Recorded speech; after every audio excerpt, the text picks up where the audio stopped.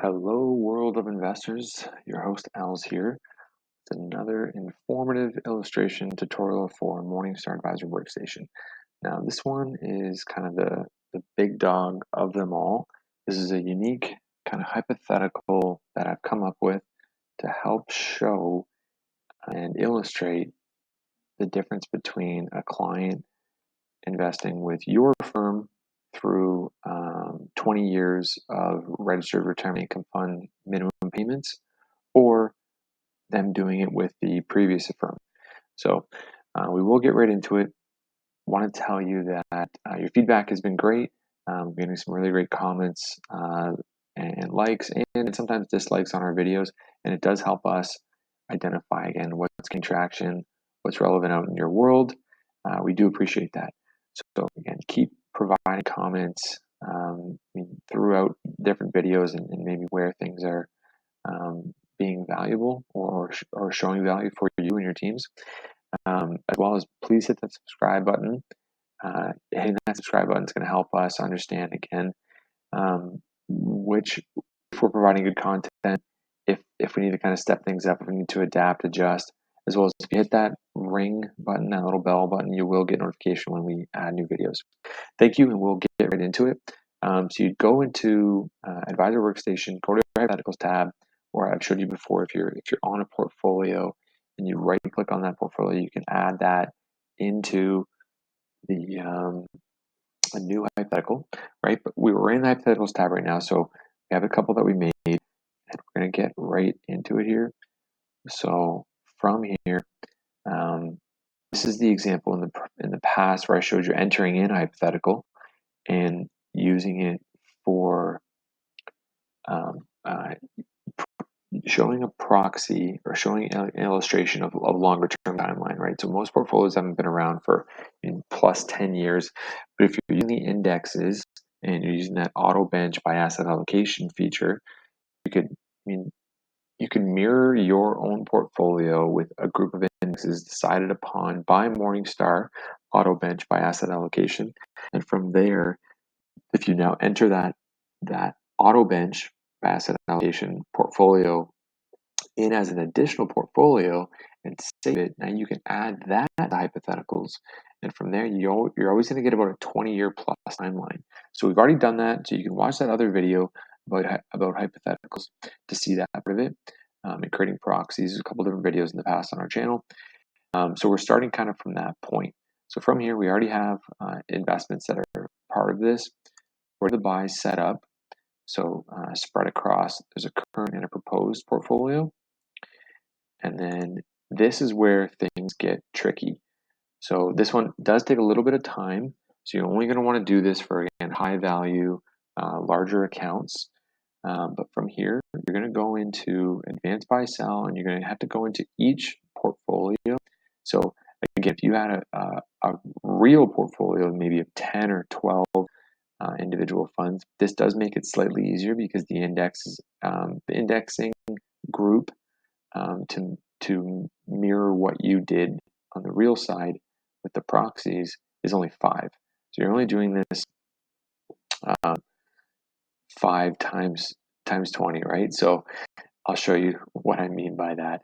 So the second part of this is that you'll have to just go and grab the RIF minimums.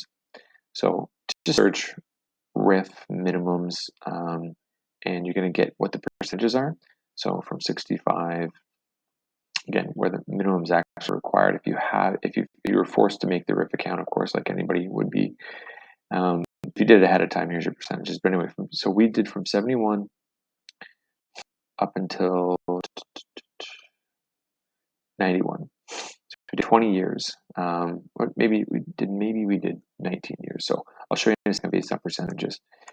So from there, you grab those percentages, you put those maybe on a side screen, or you split screen between this program, this window, and that other window. But then you're going to go into each individual asset, and you're going to go through, and you're going to enter it in just by the first year.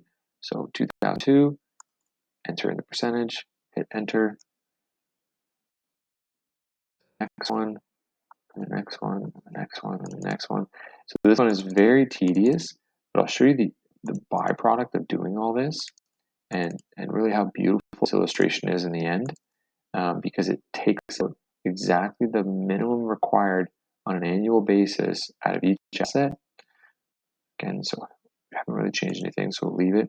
But I do this every time, right? So there's invest, withdrawal percentage, and custom. So you're doing this for every single asset.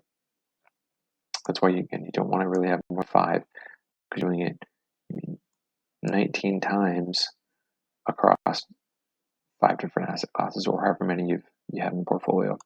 So we'll leave that. We've already done it across all these ahead of time. I didn't want to make a video with the tediousness of entering in those. So then we leave reinvest, we leave fees, we leave taxes as registered, and we go right to our reports tab. It's fine about the benchmark, but then you're just going to put in this is again the differentiation of this kind of hypothetical. So report type, you're not going to portfolio holdings or individual, you're going to do portfolio comparison, and then you're going to compare against another portfolio that you're trying to compare against, right? So this one I've already also entered in those minimum withdrawals on the asset class underneath this. So we're just going to hit generate. But now here's the magic. So from here, we do have just a general cover page, but here's where it gets unique now. So we see side by side current versus proposed. Oh, and you know what? We have the wrong proposed in there. So let me just go fix that. Back, and we're just going to select the right thing here. So give me one moment. Okay, went ahead and we selected a different proposed. So I had just named slightly differently. I had spaces removed out of this here. So let's go ahead and we're going to generate this one more time. Didn't change anything else. All the other settings are the same. And again, go to the general title here, cover page. So here's our current versus proposed, right? So there's only a slight difference in this outcome. But again, I don't know very many clients that would leave $50,000 on the table. And that's kind of how you would ask them. I've had that scenario before where people have been like, oh, well, it's not really worth it and this and that. And so the simple sales positioning joke I'll make with them is, again, politely, but really straight-faced, is if they balk at me that this isn't as much of a difference, you would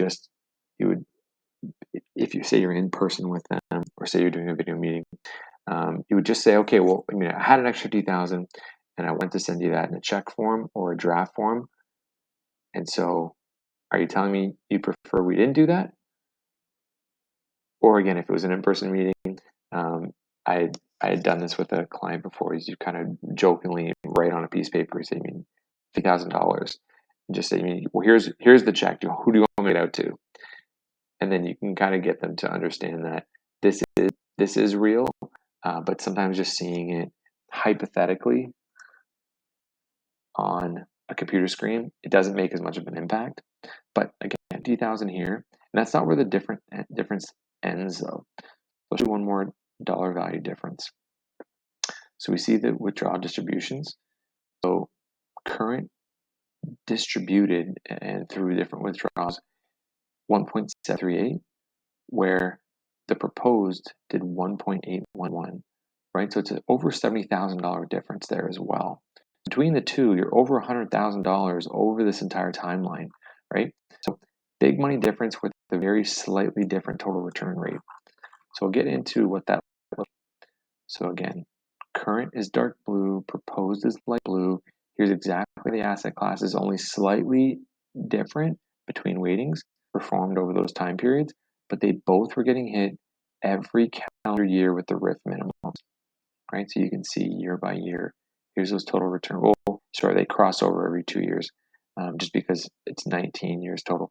But you can see every 2 years what the return differences were. Again, only slightly different between current and proposed. Here's the cumulative, right? So it adds up really quickly. So again, another 24%, but really only averaging maybe like just over a quarter percent difference. And then with the investment details, In client meetings, I usually don't get too deep into this because we set out the example very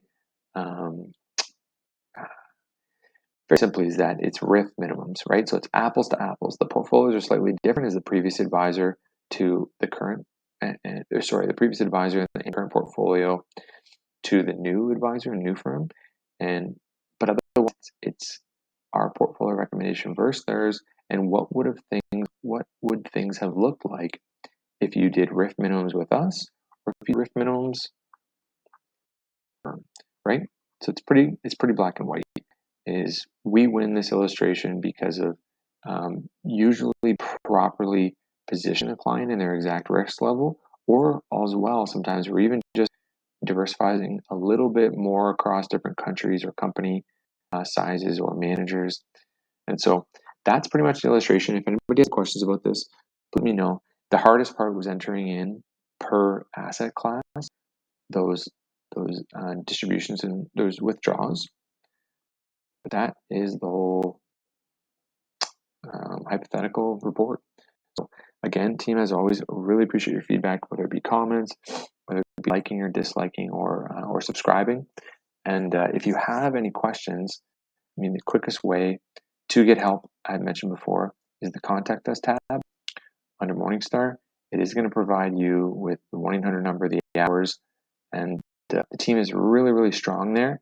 I've used them many times, and they're more than helpful getting to be able to interact with them live and get my questions answered. So from everybody here at the team at What is Inside Financial, we appreciate your time and wish you good luck there. Thank you.